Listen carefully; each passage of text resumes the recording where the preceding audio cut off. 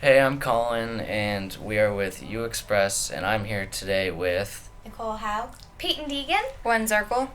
And these two beautiful children draw our comics. Just to be clear on who he's articles. referring to, Peyton and Nicole, I can't draw. I'm really bad at it. Everybody can. They can't see your hand movements, Colin. Alright. So, what do you guys draw exactly? Well, I'm quite partial with cartoons. We both have a personal comic that we make for the site, as well as bi-weekly comics that focus on events that happen around the school. Well, both of them are bi-weekly because it's like a rotation. So like one week you're doing your personal comic, and then the next week you're doing your school comic.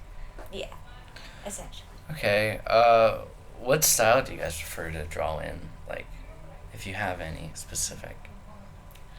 I adore cartoons. Not that there's nothing wrong with realistic styles, it's just cartoons are very abstract as well as expressive for me, and I really enjoy making strange, funny faces that just express a lot of emotion. I don't really have like a set style. It's just like whatever I feel like doing.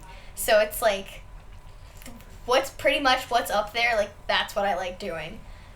Well, I mean, every style, everyone has, at least each artist usually ends up forming their own style, and that just takes in a lot of varying elements of, like, I guess, art as a whole.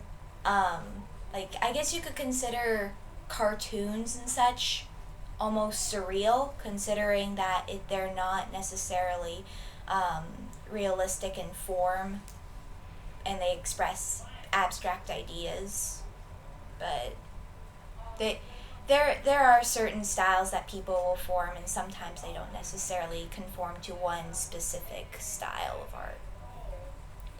Are you guys inspired by anybody? Like, do you have any specific artists you like? George Seurat is my favorite. Like, just pointillism. Impressionism in general is kind of what I prefer to do, and when I paint, it's very impressionistic. So, just impressionist artists, Vincent van Gogh, George Seurat, the whole squad. I confess to not being entirely acquainted with some of the great masters from the past. Though not to say that I am not familiar with some names, but I do enjoy some abstract artists, specifically the works of Salvador Dali. Just very I especially enjoy looking at art, the art from earlier centuries, when certain things such as surrealism and cubism were created, because while we see it often in today's society, it's interesting to think about how back then it must have been so peculiar to see, and the fact that people still bring it up today is pretty remarkable. You just missed a chance for a great pun. I did. You could have said it was so surreal back then. You missed it. I was like expecting you to say it. You paused before it. I thought you were thinking about it. And I should have it. I didn't. I don't know why. My brain's stupid today. I'm tired. Yeah, it kind of feels like a Monday. yeah.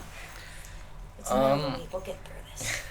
How long would you say it takes you to make a comic? Like, So my school comics are a little more simplistic than my personal comics, because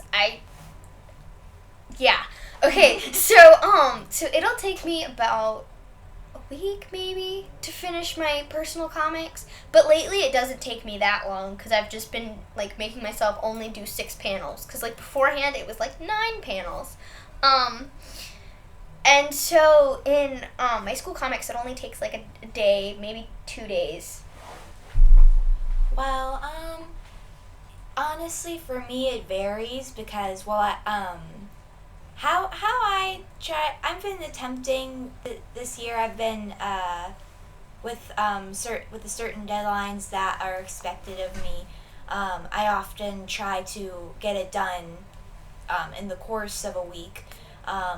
But for me, I am a very I'm a perfectionist, a chronic perfectionist, and it's very difficult for me to put out anything that I do not believe is ready to just is I just don't want to put anything out that I don't think is ready to be put out, and that can sometimes create scheduling issues, but I as long as there are any conflicting events in the way, I can usually get them done in the course of a week.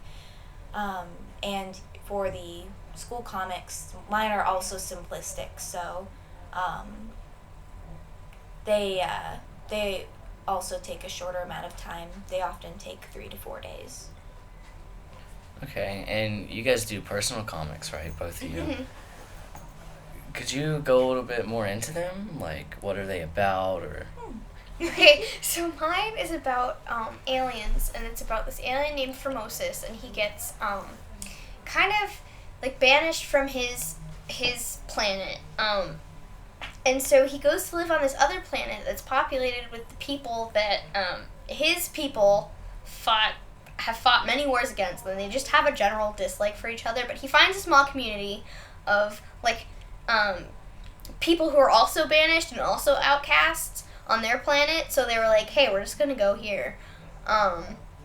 So he kind of lives there, and he lives on the outside so he can protect people. And one day he's on the beach, and there's like this random person, and he's like, okay, I'm gonna like walk up to them. And it turns out that his like the person, her name's Suda, she's a reincarnation of like a star, and then there's a whole bunch of shenanigans that go from there. My personal comic, I call it Who We Are. It also goes the route of not necessarily focusing on human characters. It focuses on a world filled with monsters. If you've seen the movie Monsters Inc., you can kind of think of that when you look think about the diversity of the monsters in the world. Except you could argue they're more humanoid in appearance. Most are bipedal, things like that. But what ends up happening? It focuses on a group of people. A group of people. They're all in their 20s.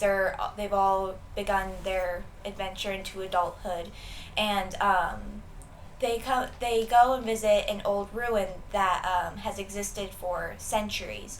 It's meant to be a no one necessarily understands it, but it contains technology that few people understood for many years. It's they decide to go visit it, and decide to go across decide to go across the fence in order to investigate some movement they see. And what they find is a perfectly humanoid girl who is terrified of them. And the story goes through finding out where she came from, as well as helping the girl to understand the society that the monsters live in, because the one the girl came from, and that shall soon be necessarily revealed as I continue with the comic. The contrast between a world of conformity, as well as non-equality, much hierarchy, to one of equality and belonging. And yeah, that's pretty much it. That was great. You guys are great. Thank you. Thank you. You're Keep doing pretty cool comics. yourself.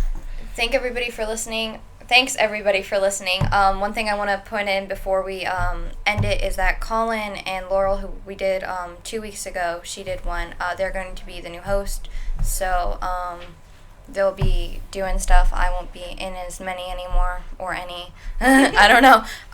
So thank you everybody for listening, and we'll see you next time.